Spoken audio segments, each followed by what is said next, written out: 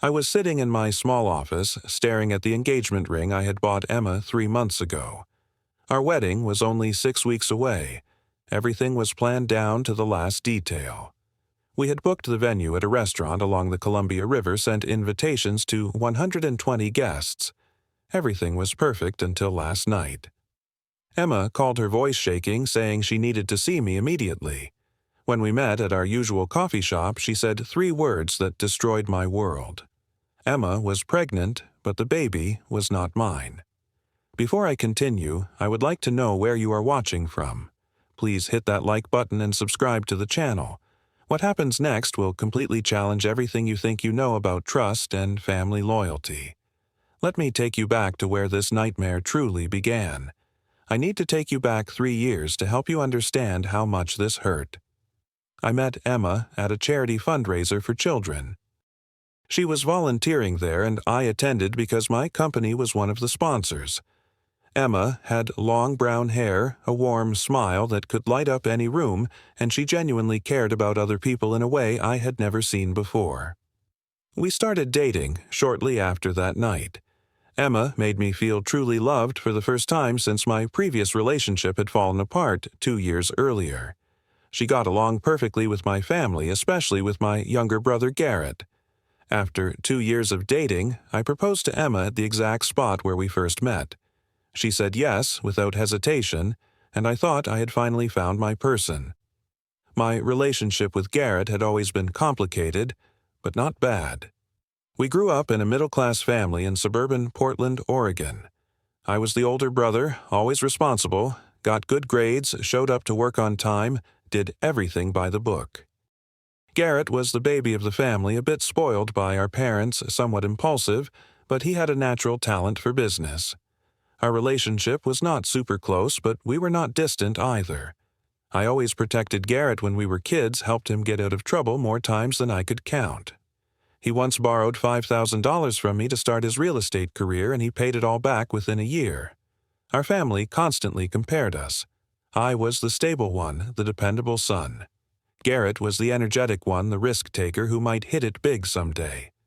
The night everything fell apart happened at a small coffee shop on Morrison Street, a place Emma and I went to all the time. It was drizzling outside, that typical Portland rain we get in October. Emma was sitting in the far corner, her eyes red and swollen. I felt uneasy the moment I saw her face. She was trembling as she began to tell me what happened. 3 weeks earlier, after our family party celebrating my mother Susan's birthday, Emma had drunk too much wine. Garrett offered to drive her home because I stayed behind to help Dad clean up. Something happened in Garrett's car that night. Emma was crying as she explained that she did not know how to say no, that Garrett was very persuasive, that she had been too drunk to think clearly. She thought it was just a one-time mistake, something that would never happen again, and that we could all move past. But 2 weeks later, Emma discovered she was pregnant. A DNA test confirmed the baby was Garrett's, not mine. Emma kept apologizing, saying she loved me, but she could not hide this truth anymore. I sat there in complete silence, feeling like my entire body had gone numb. My brain was trying to process the information. My fiancée, my brother pregnant. The questions came flooding in all at once. Why would they do this? How could this happen? Did they plan this together? I felt sick to my stomach. I stood up and walked out of that coffee shop without saying a single word. I drove around the city until midnight, just aimlessly going nowhere. My phone kept ringing over and over. Emma, Garrett, my mother Susan. I did not answer any of them. Eventually, I pulled over beside the Willamette River and just stared at the black water flowing past. I felt completely alone, watching every plan I had made for my future crumble into nothing. The next morning, I drove to Garrett's apartment. He opened the door, looking pale and exhausted. We stood there, facing each other in complete silence for what felt like an eternity. Garrett spoke first. He said, "I am sorry, Ford." I looked him straight in the eye and asked, "Do you love her?" Garrett nodded slowly and admitted he had been in love with Emma for a long time, but never had the courage to say anything. That night was his only chance, and now he wanted to take responsibility for what happened. Hearing those words felt like someone had stabbed me in the back with a rusty knife. I decided I needed to tell my parents what happened. That evening, our whole family sat around the dining table at my parents' house. My mother, Susan, was in shock, crying uncontrollably, saying she could not believe Garrett would do something like this. My father, David, sat in silence for a long time, then finally looked at Garrett and said, "You have destroyed this family." Garrett kept his head down but insisted that he loved Emma and wanted to marry her. My mother, Susan, begged me to forgive them, saying family needs to stick together no matter what. I refused immediately.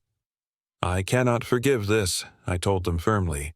My father, David, sided with me, telling Garrett he needed to face the consequences of his actions. That dinner ended with unbearable tension hanging in the air. I left without saying goodbye to anyone. Later that night, Rachel, Emma's older sister, called me. She cursed out both Garrett and Emma, saying she was completely on my side and that what they did was unforgivable. 1 week later, Garrett showed up at my office unannounced. He told me Emma had decided to keep the baby and marry him. But there was one major problem.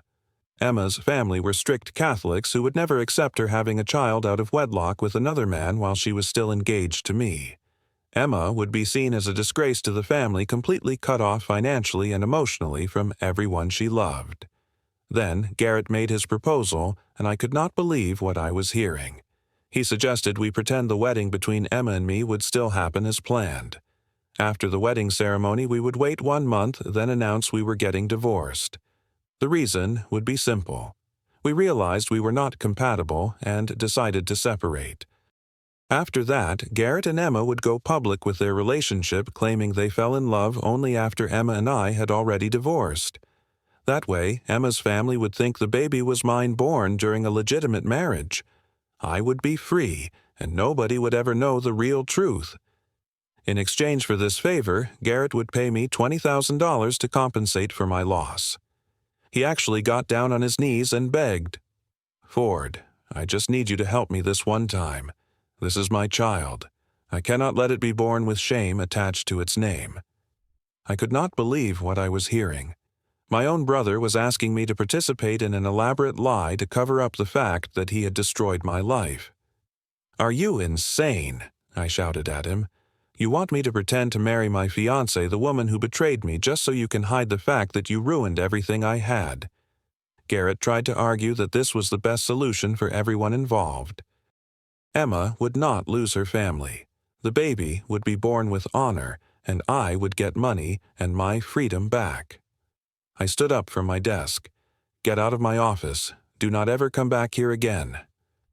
Garrett kept trying to convince me, saying it was just a formality, that I would not actually have to do anything real. I screamed at him to leave. He finally walked out, leaving me sitting there filled with rage and a feeling of complete helplessness. That same evening, Emma called my phone. She was crying again, explaining that her family already knew she was pregnant and they were excited about welcoming their first grandchild. If they found out the truth, she would be abandoned completely. "Ford, I know I hurt you terribly, but I am begging you just this one time, please help me." She promised that after the fake wedding she would disappear from my life forever. I stayed silent on the phone for a long moment, then asked her, "Do you actually love him?" Emma admitted, "I do not know anymore, but this baby needs a future." I hung up the phone without giving her an answer.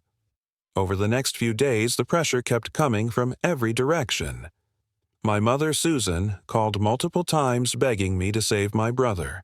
My father, David, told me this was my decision alone and that he would respect whatever I chose. My best friend Kyle from college told me to refuse their request, warning me not to let them take advantage of my kindness. I could not sleep for several nights straight, lying awake thinking about what to do. After a full week of thinking everything through carefully, I made my decision. I called Garrett and Emma to meet me at a lawyer's office downtown. When they arrived, I told them, "I agree to help you." Both Emma and Garrett looked relieved and grateful. But then I laid out my conditions. The payment would not be $20,000. It would be $50,000, and both Garrett and Emma would have to sign a legal contract. The contract would clearly state that I agreed to participate in a ceremonial wedding, followed by an immediate divorce. Garrett and Emma had to promise never to contact me again after the divorce was finalized. All wedding expenses would be paid entirely by Garrett, not split between us. If either of them violated any term of this agreement, Garrett would owe me an additional $50,000 in penalties. Garrett hesitated when he heard the amount, but eventually he agreed because he had no other choice. We signed the contract in front of the lawyer, making everything official and binding. The wedding preparations continued exactly as originally planned. Emma and I kept the same venue we had booked at the restaurant overlooking the Columbia River. Emma's family was overjoyed, and her mother spent weeks sewing a beautiful wedding dress for her daughter. Emma's father shook my hand firmly and told me, "You are a wonderful son-in-law." I felt guilty lying to these good people, but I kept thinking about my larger plan that nobody knew about yet. During this entire time, I quietly collected evidence of everything. I recorded conversations with Garrett and Emma where they discussed the fake wedding plan in detail. I saved every text message and email related to our arrangement. I took photographs of the signed contract and all legal documents. One day, Kyle asked me, "What exactly are you planning to do?" I smiled and told him, "I am going to show them the consequences of taking advantage of someone's kindness." The wedding day finally arrived on an autumn afternoon at the Riverside restaurant. All 120 invited guests showed up. Emma wore a stunning white wedding dress, her belly clearly visible at 3 months pregnant. Emma's family thought the baby was mine, and everyone kept congratulating us on our future together. My mother, Susan, was crying throughout the ceremony. My father, David, sat quietly in his seat, his face unreadable. Garrett stood among the guests looking tense and uncomfortable. The ceremony began with the pastor reading traditional wedding vows. When we reached the part where we were supposed to exchange our promises, I took the microphone in my hand. Instead of saying, "I do," I turned to face all the guests in attendance. Before we continue, I have something important I need to share with everyone here today. Complete silence fell over the entire room. You could hear people breathing. I spoke clearly so everyone could hear me. Emma is pregnant, but the baby is not mine. Gasps filled the room instantly. Emma's face turned completely white. I continued speaking. "The baby belongs to my brother Garrett." Everyone turned to look at where Garrett was standing. He stood up quickly, trying to leave the venue. But I was not finished yet. I played the recorded phone conversations and text messages over the speaker system, letting everyone hear Garrett and Emma discussing their plan to trick Emma's family with a fake marriage. The room erupted into chaos. Emma's mother fainted and had to be helped by nearby guests. Rachel, Emma's sister, ran up to the stage and hugged me tightly. "Thank you for telling the truth," she whispered. Emma's father stood up, walked directly over to Garrett and slapped him hard across the face. "How dare you deceive my family like this?" My mother, Susan, was sobbing, holding on to me and saying, "You have had to endure so much pain." My father, David, walked over to Garrett and said in a cold voice, "You are no longer my son." Emma tried desperately to explain herself, but nobody wanted to listen to anything she had to say. Emma's family pulled her outside, refusing to let her stay at the venue any longer. Garrett tried calling out to me. "You promised you would help me?" I looked at him with no emotion and replied, "I did help you. I helped you by not allowing you to deceive anyone else." The guests slowly filed out in awkward silence. The ceremony ended in complete disaster. I stood alone on the stage looking down at the wedding ring still in my hand. 1 week after everything fell apart, Garrett sent me a long email apologizing for everything. He wrote that both he and Emma had lost everything that mattered to them. Emma's family had completely cut off all contact with her. My parents refused to see Garrett or speak to him. Emma had to face her pregnancy completely alone without any family support. Garrett begged for my forgiveness in that email, promising he would take full responsibility for raising the child. I wrote back a short response. I will not forgive you, but I hope you learned something from this experience. I blocked all forms of contact with both Garrett and Emma after that. I got back the deposit money I had put down for the wedding venue. I began a new chapter of my life, finally free from their deception. The first 2 months after everything happened were incredibly difficult. I moved into a new apartment across town somewhere with no memories attached to it. I threw myself into my work, staying late at the office to avoid going home to an empty apartment. At night, I still struggled to fall asleep. Images of Emma and Garrett kept playing over and over in my mind like a nightmare I could not escape. I questioned whether I made the right decision by exposing them publicly like that. Kyle came over frequently to check on me, dragging me out to go bowling or watch movies, anything to get my mind off what happened. You need time to heal Ford. Do not rush the process, he kept telling me. One night I received an email from an unfamiliar address. It turned out to be from Rachel, Emma's older sister. She thanked me for having the courage to tell the truth when it mattered most. She let me know that Emma had given birth to a baby boy, but their family still refused to accept her back or acknowledge the child. Garrett and Emma were renting a small apartment on the outskirts of town, struggling financially. Rachel wrote, "My sister put herself in this situation. She has to live with the consequences of her choices." I started going to the gym regularly and joined a running club to stay active and meet new people. I made several new friends who knew nothing about my past, and I shared my story with them without using any names. Many people sympathized with what I went through and encouraged me to keep moving forward with my life. I enrolled in an advanced accounting course to improve my professional skills and keep my mind occupied. 6 months after the wedding disaster, I got promoted to head of the finance department at my company. I bought a small house in the Selwood neighborhood of Portland, finally having a place that felt like mine alone. On weekends, I would drive out to Mount Hood and go hiking, finding peace in the quiet beauty of nature. I realized that life does not stop just because one person betrayed you. My father David called one evening and invited me over for dinner at their house. My mother Susan cooked all of my favorite dishes. The evening felt warm and comfortable without any tension in the air. My parents apologized to me for spoiling Garrett too much over the years and not holding him accountable for his actions. My father looked me in the eye and said, "I am proud of you, son. You stood up for yourself when it mattered most." They never mentioned Garrett during that dinner. According to my mother, Garrett and Emma had moved to California to start over somewhere new, where nobody knew their story. I told my parents honestly, I do not hate them anymore. I just want to live my own life now. My relationship with my parents became closer than it had ever been before. 1 year after everything happened, I attended an accounting conference in Seattle and met a woman named Jennifer. She was an auditor, 32 years old, divorced with no children. We started talking about work and discovered we had many things in common. Jennifer had a similar story from her past. She had been betrayed by a previous boyfriend who cheated on her with her best friend.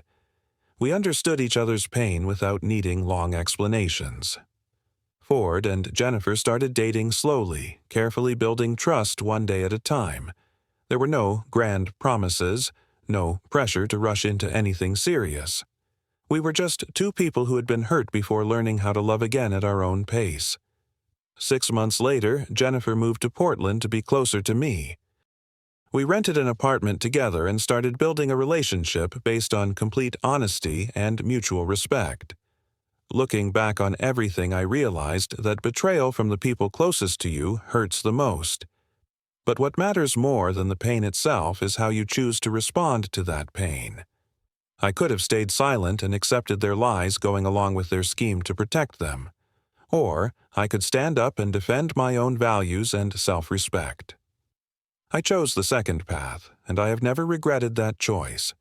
The truth hurts, but living a lie hurts so much more. I do not regret exposing their plan at the wedding ceremony. That moment was how I freed myself from the shadow of their deception. I learned that forgiveness does not mean forgetting what someone did to you. Forgiveness means letting go of the anger so you can move forward with your own life. and I have done exactly that. Sitting on the porch of my small house, I watched the sun set behind the Cascade Mountain range. Jennifer sat beside me, holding my hand gently.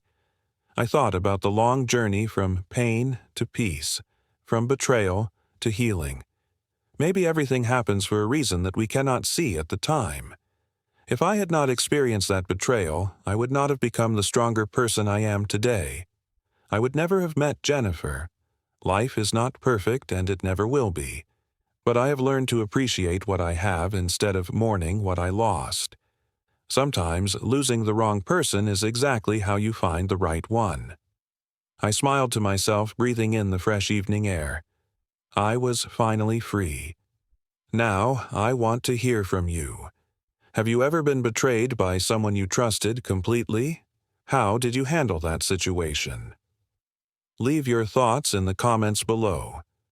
If this story resonated with you or helped you in any way, please hit that like button and subscribe to the channel so you never miss future stories. Share this video with someone who might need to hear it today. Thank you so much for listening to my story. I hope you find the strength to stand up for yourself when it matters most, and I wish you peace in whatever journey you are on. Take care of yourself, and remember that you deserve honesty and respect in every relationship.